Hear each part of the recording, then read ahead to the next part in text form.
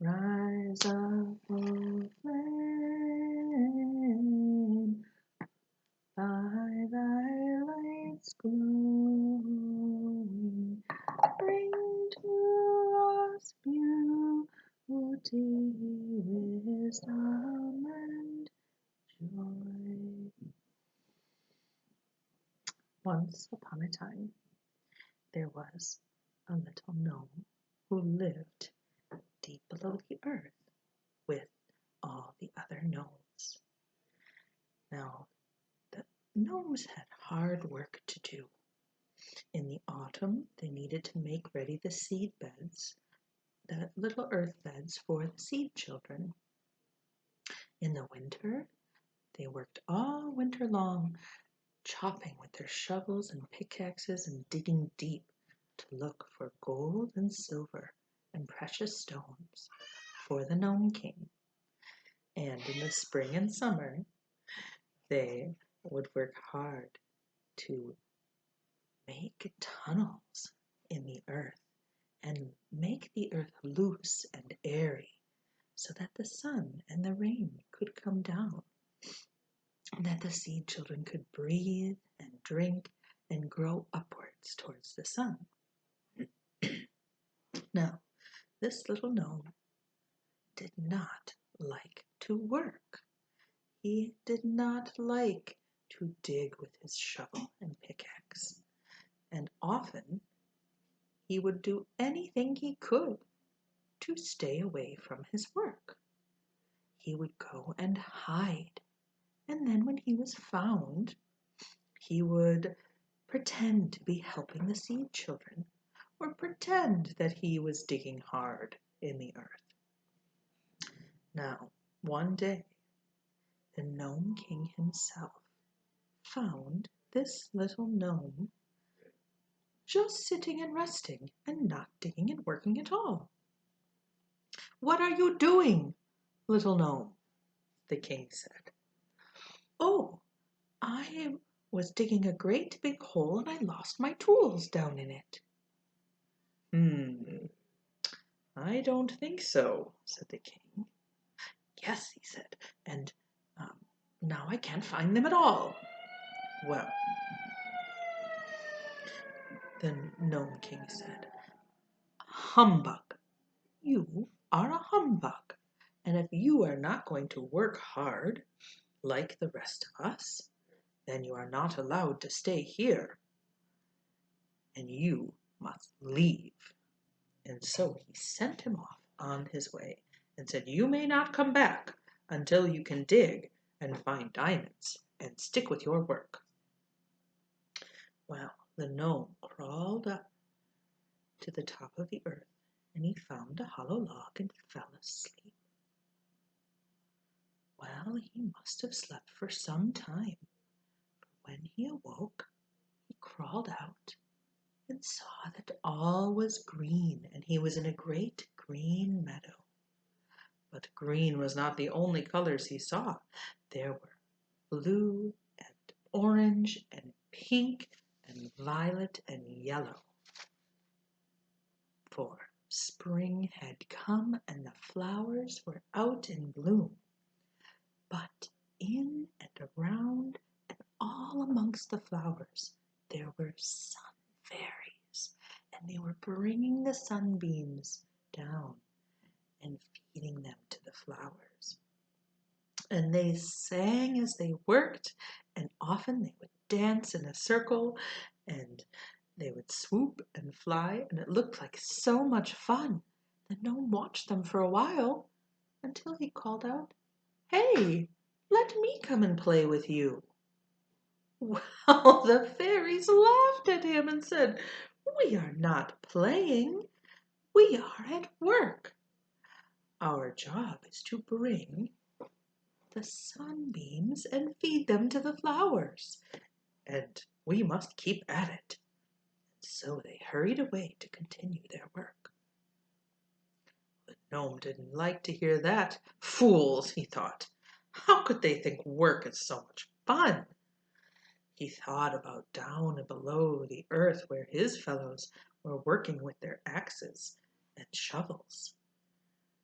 did not sound like fun to him, and so he started to pass his way through the meadow, and he crossed to a beautiful blue stretch of water, a stream, and he followed the stream and saw it fall over a rocky ledge and became a foaming white waterfall.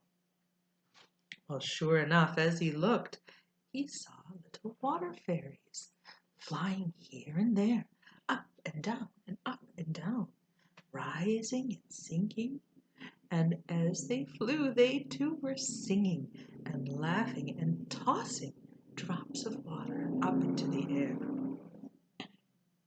Well, he couldn't help himself but called out, "Let me come and play with you." "Play with us," they said. "This is our work. Our job is to send the water up to the sky.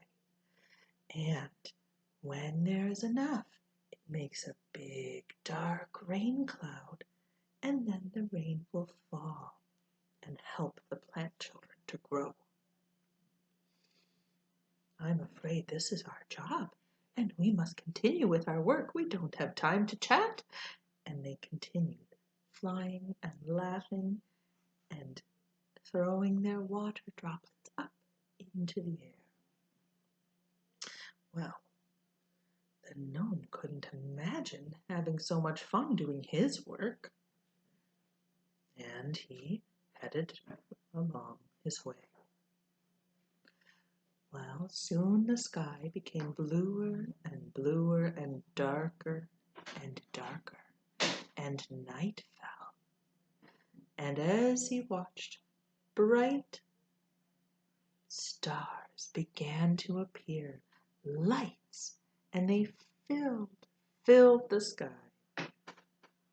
And as he watched, he saw a cloud of swift fairies, and they too were flying, busy as could be, and so fast, and these fairies were covered in a shimmering light, and each of them was carrying silver dust, and they were humming.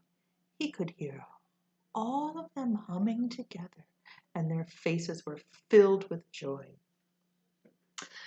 Well, as he watched them fly, he called out, "Let me come with you." They said, "You cannot come with us. We are the fairies of the air, and you are an earth gnome. You must stay on the earth while we live in the air. And our job is to carry this stardust, and we must finish by sunrise so that all the beings of the earth can wake up happy and gay." "Well, let me play then," said the gnome. "Play," they said. "This is not play. This is our work, and we must finish." And they hurried away to continue.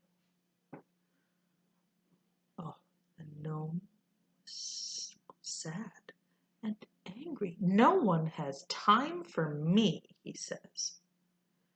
But he didn't feel like sitting. He got up and began to walk, but before you knew it, he fell right into a deep hole. As he sat in that hole, he heard a sound. Tick-tack, tick-tack, tick-tack. Oh, he recognized that. It was the sound of his fellow gnomes, hard at work with their pickaxes, chop, chop, chopping away. And as he listened, he heard them sing their song. "Hi-yo, hi-yo, we dig the earth so dry, yo, to help the baby seeds grow until they reach the sky, yo, hi-yo, hi-yo." Well, before he knew it, he was walking towards their voices. They sounded so happy. And as he thought, he realized that the sun fairies and the water fairies and the fairies of air and stardust would have no one to bring their gifts to if the gnomes didn't do their work. For their work allowed living things to come up, and the others could take care of those things then. There would be nothing to take care of if it weren't for the hard work of the gnomes. And just as he was thinking this, he found himself in amongst his fellow friends and family, picking up a pickaxe and chop, chop, chopping. And as he swung it, he began to sing, "Hi-yo, hi-yo, we dig the earth so dry, yo, to help the baby seeds grow until they reach the sky, yo, hi-yo, hi-yo." And after that, he was never lazy again. Snip, snap, snap.